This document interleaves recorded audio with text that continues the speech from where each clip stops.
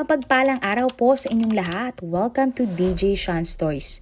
Turn on your notification bell, like and subscribe para sa crime stories araw-araw. August 7, 2025 nang nabulabog ng pamamaril ang isang paaralan sa Santa Rosa, Nueva Ecija. Ang biktima ay menor de edad na pinasok pa mismo sa loob ng classroom ng nasabing sospek. Pero sino nga ba ang mag-aakala na ang naging sanhi ng karumal-dumal na krimen ay pag-ibig? Ang kwento nga na ito ay trending online at ating ngang talakayin ang nakakaantig na update sa biktima. Ating din talakayin kung bakit nga ito nagawa ng sospek at ano ang punot dulo ng lahat. August 7, 2025 bandang 10:45 ng umaga nang nakatanggap ng report ang Santa Rosa Municipal Police Station tungkol sa isang pamamaril sa loob ng Santa Rosa Integrated School na nasa Santa Rosa, Nueva Ecija. Bukod doon, agad din tumawag ng ambulansya ang mga nakasaksi sa mga pangyayari. Dali-dali namang dumating ang paramedics at agad na isinugod ang biktima at ang sospek sa ospital. Ang dalawa nga ay parehong kritikal ang kondisyon dahil sa pinsala ng tama ng bala sa ulo. Gulat na gulat ang mga kaklase ng biktima na naging saksi sa krimen. Nagdulot naman ng matinding trauma sa mga estudyante, guro at ilang mga saksi ang nangyaring krimen na hindi naman inaasahan ni numan. Ang babaeng biktima nga ay kinilalang si Zane Etinado, 15 years old. Si Zane ay mula sa probinsya ng Nueva Ecija at siya ay bunsong anak ng kanyang mga magulang.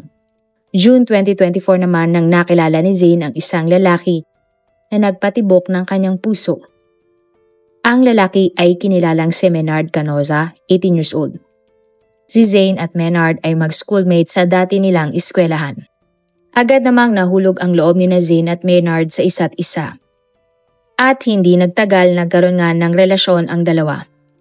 At makalipas nga ang isang taon, nagdesisyon si Zane na makipaghiwalay na kay Menard. Sinabi ni Zane kay Menard na kaya siya makikipaghiwalay sa lalaki ay dahil gusto na ng dalaga na mag-focus sa kanyang pag-aaral. At para naman makalayo na si Zane mula kay Menard, lumipat ang dalaga ng ibang eskwelahan. At nang nangyari nga ang insidente, si Zane ay kasalukuyang grade 10 student sa Santa Rosa Integrated School. Subalit hindi nagustuhan ni Menard ang desisyon ng dalaga at hindi din pumayag ang binata sa nasabing hiwalayan. At kahit hiwalay na nga si Zane at Menard, madalas pa nga din pumunta si Menard sa bahay ni Zane para suyuin ang dalaga. Ngunit palagi namang bigo si Menard na makausap si Zane dahil hindi lumalabas ang dalaga mula sa kanilang bahay. Gayunpaman, paulit-ulit pa din nagpupunta si Menard kina Zane at umaasa nga na makakausap niya ang babae. At patuloy nga ang pangungulit ni Menard kay Zane. Subalit tila nabulag na talaga si Menard ng galit matapos siyang hiwalayan at iwasan ni Zane. At ang lahat nga ay nagtapos sa kahindik-hindik na krimen nang bigla na lamang pumasok si Menard sa eskwelahan ng dalaga. Habang si Menard ay nasa tapat ng classroom ni Zane, pilit niyang pinalalabas ng kwarto ang kanyang ex-girlfriend habang ito ay nasa klase. Nanindigan naman si Zane na ayaw niyang lumabas ng classroom. Kaya naman kahit anong pilit ni Menard, hindi lumabas ng kwarto si Zane. Tila nga nawala na ng pasensya si Menard at bigla na lamang siyang pumasok sa classroom ni Zane. Walang kaabog-abog ay bigla na lamang binaril ni Menard si Zane. At pagkatapos ginawa nga ni Menard sa kanyang sarili ang ginawa niya kay Zane. Na-recover naman ng mga pulis sa classroom ang baril na ginamit ng sospek. Hindi nga makapaniwala ang kanya-kanyang pamilya ni Zane at Menard sa nangyaring insidente. Ayon sa gwardiya ng eskwelahan, nung una, napigilan niya si Menard na makapasok sa loob ng eskwelahan dahil hindi naman ito estudyante doon. Pero, teorya ng gwardiya, inantay ni Menard na lumabas ang ibang mga estudyante at dito sumabay ang sospek sa pagpasok sa eskwelahan dahilan para hindi siya mapansin ng gwardiya na nakapasok na siya sa loob. At ayon nga sa gwardiya, tila aligaga ang sospek at makulit. At ayon nga sa mga balita, parehong isinugod sina Zane at Menard sa Nueva Ecija Doctors Hospital. Pero kalaunan inilipat si Menard ng kanyang pamilya sa Paulino Garcia Memorial Hospital. Hindi naman nagbigay ng statement ang pamilya ni Zane at Menard maging ang ospital. Ayon naman sa isang balita, may pagkakataon na uminom pa umano ang sospek ng isang kemikal sa harap ng kaanak ng dalaga bilang protesta dahil ayaw siyang kausapin ni Zane. Samantala, pansamantala munang ipinatigil ang klase ng mga estudyante sa Santa Rosa Integrated School. Bukod doon, nagsagawa naman ang DepEd at LGU ng Santa Rosa Psychosocial Intervention sa mga kaklase, ibang estudyante at mga guro na nakakita ng maligim na krimen. Ayon naman sa panggabing gwardya ng eskwelahan, sinisita nila ang mga hindi estudyante na gustong pumasok sa paaralan, ngunit hindi daw sila nagsasagawa ng pagkapkap sapagkat hindi naman sila lisensyadong mga gwardya. Para alamin kung saan nanggaling ang baril na kanyang ginamit, ngunit ito ay sarado. Ang nakausap lamang ng media ay ang lolo ng sospek na gulat din sa pangyayari. Humingi nga ang lalaki ng pangunawa sa publiko at maging sa pamilya ni Zane. Kumalat naman sa social media ang post ni Menard bago ang nangyaring krimen. Sa post, sinabi ni Menard na mahal niya si Zane hanggang kamatayan at si Zane lamang ang babae na kanyang panghabang buhay. Sinabi pa ni Menard na si Zane daw ang pinakamaganda niyang naging girlfriend. Si Zane din daw umano ang tanging nagmahal kay Menard at ang babae na tangi lamang niyang inalagaan. At dito na nga tila nagbanta na rin si Menard sa kanyang buhay. Ayon din sa lalaki, sinabi niya sa kanyang post na bahala na nga kung ano ang kalalabasan ng mga mangyayari. Nagsagawa naman ng parallel investigation at DepEd Nueva Ecija at sa isang pahayag, kinondena ng ahensya ang insidente at sinasabing hindi ito katanggap-tanggap. Sinabi pa ng DepEd na ang eskwelahan ay nararapat nga na maging ligtas para sa mga estudyante, guro at iba pang kawani. Umapila sila sa lahat na maging kalmado at magtulungan para maibalik ang kapayapaan sa paaralan na pinangyarihan ng krimen. August 8, 2025, isang araw matapos ang krimen, kritikal pa din sina Zane at Menard sa loob ng ospital. Nang araw na ito, humingi na ng tulong sa programa ng isang senador, ang nanay ni Zane na si LV. Sa programa, sinabi ni LV na hindi pa din naooperahan si Zane ng mga oras na iyon. At nakiusap nga ang ginang na sana mailipat ang kanyang anak ng ospital para maoperahan na ito sa lalong madaling panahon. Ayon nga sa mga pulis na may hawak ng kaso, wala na sa ospital ang suspect na si Menard dahil inuwi ito ng kanyang pamilya sa kanilang bahay kahit na kritikal ang kondisyon ng binata. Hindi naman inilahad ng mga pulis ang napagkasunduan ng pamilya ni Menard at ng ospital. Ayon pa sa mga pulis, nag-request na sila sa PNP Firearms at Explosives Office para malaman kung sino ang may-ari ng baril na ginamit ni Menard at kung kanino ito rehistrado. At base sa investigasyon, ang baril na ginamit ng suspect ay walang serial number o yung baril na tinatawag na paltik.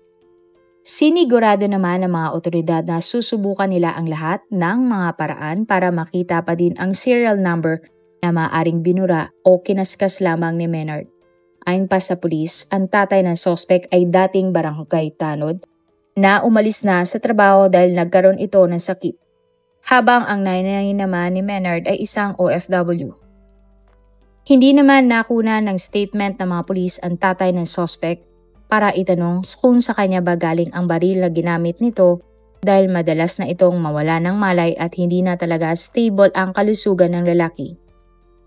Nangako naman ang senador na ibibigay niya ang lahat ng tulong ng kailangan ng pamilya ni Zane. Nang araw pa din ng August 8, 2025, bandang 3:40 ng hapon, nang lumabas nga ang balita na tuluyan ng binawian ng buhay si Menard. Ayon sa pamilya ng suspect, nagpasya silang iuwi na lamang si Menard mula sa ospital. Dahil ang bumubuhay na lamang kay Menard ng mga oras na iyon ay ang mga aparato na nakakabit sa binata. At pag-uwi nga ni Menard sa kanyang bahay ng kanilang pamilya, siya ay agad na pumanaw. Sa unang interview naman sa nanay ni Zane na si LV, sinabi niyang hindi pa din siya makapaniwala sa sinapit ng kanyang bunsong anak. Naikwento ni LV na kilala niya ang suspect na si Menard at malapit ito sa kanilang pamilya dahil legal naman ang relasyon ni Zane at Menard. Sinabi pa ni LV na mabait naman daw ang lalaki at palagi itong nasa bahay nila noon. Pero makalipas nga ang ilang buwan, simula na nagkaroon ng relasyon sina Zane at Menard, may napansing kakaiba si LV kay Menard. Sobrang siloso pala ni Menard kaya minabuti ni LV na paghiwalayin na ang kanyang anak at ang lalaki. Si LV din daw ang nagdesisyon na ilipat na sa ibang school ang kanyang anak. Dahil nga nakakaapekto na ang relasyon ni Zane at Menard sa pag-aaral ng biktima. Naikwento din ng ginang na mismong teacher na ni Zane ang nagsabi na sobrang seloso ng lalaki sapagkat ayaw daw ng suspect na may kausap na ibang lalaki si Zane na kanyang mga kaklase.